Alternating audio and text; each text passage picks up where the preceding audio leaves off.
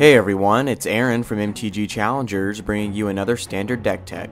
Today I'll be covering my version of Esper Control for Journey into Nyx Standard. So this is a blue, white, and black control deck. It's definitely one of, if not the best choices for control on standard right now.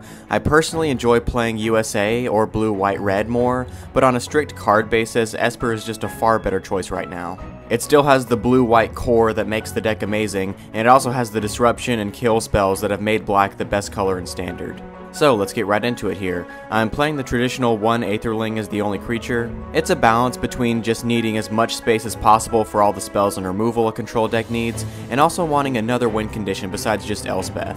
Aetherling is just an amazing creature all around. If you resolve it with open mana, it's pretty much game over. You can flicker it or pump it to your advantage to dodge board wipes, removal spells, and unprofitable blocks. And once you remove their field, they're on a very short clock. So, like I said, that's the only creature. Let's take a look at the other spells. First off, I have 2 Thoughtseize. One of the advantages of running black for this deck is just an amazing spell all around. It disrupts your opponent, it can take their 1 win condition a lot of times, and at worst, it still gives you plenty of information about their deck. That being said, it isn't always amazing, which is why there are only 2 of them in the main deck.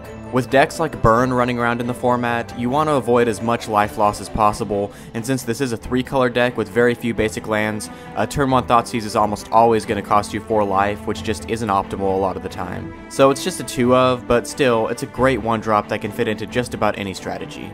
Next up, I have 3 copies of Devour Flesh. Another great black card for us. It's basically just an all-purpose removal spell to get rid of one of their guys. It's especially good against the Naya hexproof decks, running stuff like Gladecover Scout and Witchstalker, since it's removal that doesn't target the creature. It's also good against things like Mono Black Devotion, and not just because they're running it too. You can do it in response to a Grey Merchant of Asphodel entering the battlefield, so the effect is minimized. It will be sided out a decent bit, but it's still definitely worth 3 slots at this point. 2 Azorius Charm is great to have for a tempo spell when you need it. The lifelink ability isn't used very much, but it is there in case I need it. I can easily give some Elspeth tokens lifelink to get me back into the action against things like Burn. I mostly use it for a pseudo removal spell to put their attacking creature on the top of their library.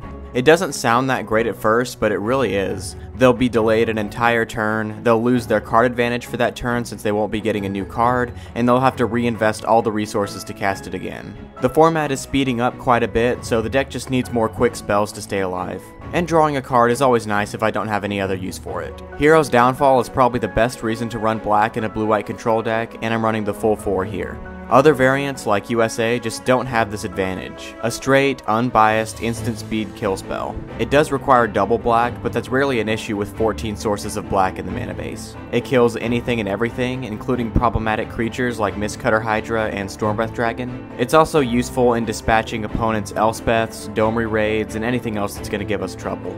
Next, I have the Counterspells of the deck, which are just a playset of Dissolve. Like the Downfall, this shouldn't require a ton of explanation. It counters stuff, prevents problematic spells from resolving, it's unbiased, and you get to scry 1 on top of everything, which just makes it a great tempo spell. Then I have 3 copies of Detention Sphere, one of the best spells in Standard right now, and for good reason. It gets rid of just about any problem you could have in a game of Magic. A creature, a Planeswalker, an enchantment. It's basically your toolbox removal spell. I'd like to run 4, but since this is a 3-color deck, I had to make some space where I could for all the other great spells I wanted to run here. Still, it's a very integral part of the blue-white control strategy, and that's unlikely to change. Next up, I have a playset of Supreme Verdict. Control decks need a Wrath effect, and this definitely does the job. By turn 4, an aggressive deck has pretty much exhausted their hand and is slamming you with their board to kill you as quickly as possible, but then you just drop this and basically lose the game for them right there, since they're going to be relying on top decking at that point. Beyond that, it's also great against mid-range decks running Stormbreath Dragon and Blood Baron of Vizkopa,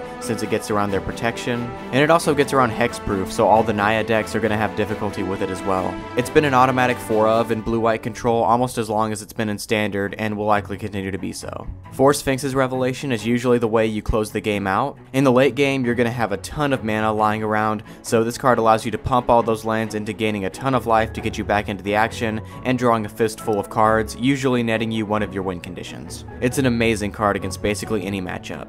Now we have the Planeswalkers of the deck. 4 Jace, Architect of Thought, is another mainstay of blue-white control decks. He's quite a card advantage engine with his -2 ability. Basically, it lets you dig through 3 cards. Your opponent does make the piles, but since you ultimately choose which one you take, you'll always be winning with him.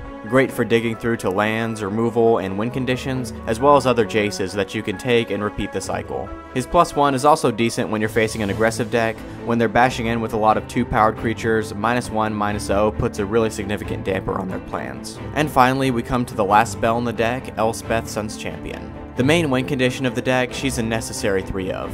Her +1 and -7 work extremely well together, and it's how many games end up playing out.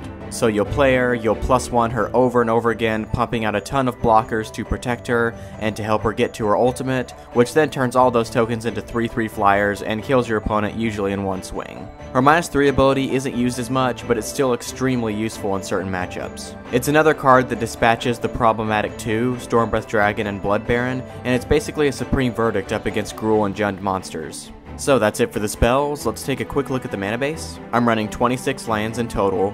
Of course, I have the 12 shock lands in the colors, so 4 Hallowed Fountain, 4 Watery Grave, and 4 Godless Shrine. I also have 9 scry lands consisting of 4 Temple of Enlightenment, 3 Temple of Deceit, and 2 Temple of Silence. And then I have 5 basic lands consisting of 2 islands, 2 plains, and a single swamp. So that's it for the main board. Let's move on to the sideboard.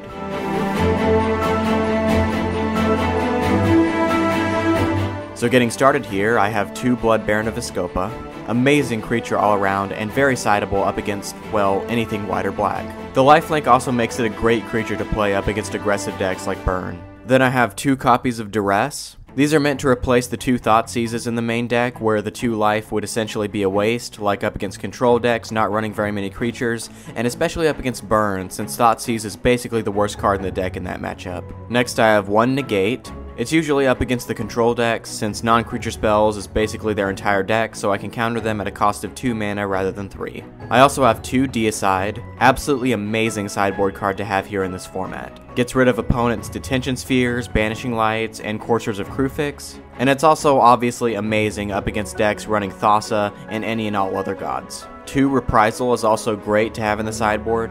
Usually sided in against mid-range decks running a lot of bigger creatures. It kills Pelucranos, Advent of the Worm, Desecration Demon, Loxodon Smiter, and many other problematic cards. Then I have 1 Ultimate Price and 1 Doomblade. Just some conditional removal that will be sided in whatever matchups that pertain to them. A pair of Blind Obedience is a great sideboard strategy against aggressive decks that are relying on little haste creatures to kill you really fast. It slows them down tremendously and lets you gain some life with the Extort. It really is a great all-around anti-aggressive package. I also have a 4th Detention Sphere in the side. Just a matter of personal preference, I usually do this just to give me the full playset of the card whenever I need it, like if they're running a lot of enchantments, planeswalkers, and other permanents that aren't creatures. And finally, I have 1 copy of Jace Memory Adept. When you're playing up against the Control Mirror or other mid-range decks, the matches can just drag on after a while, so this lets me take advantage of all that downtime and just mill them out 10 cards at a time. So that's it for this deck tech. Feel free to check out our others. To see these decks in action, click on the annotation at the end of this video for the gameplays, and be sure to like this video, subscribe to the channel, and like the Facebook page if you want to support this project. Thanks for visiting, and if you like what you see, subscribe for more Magic the Gathering content.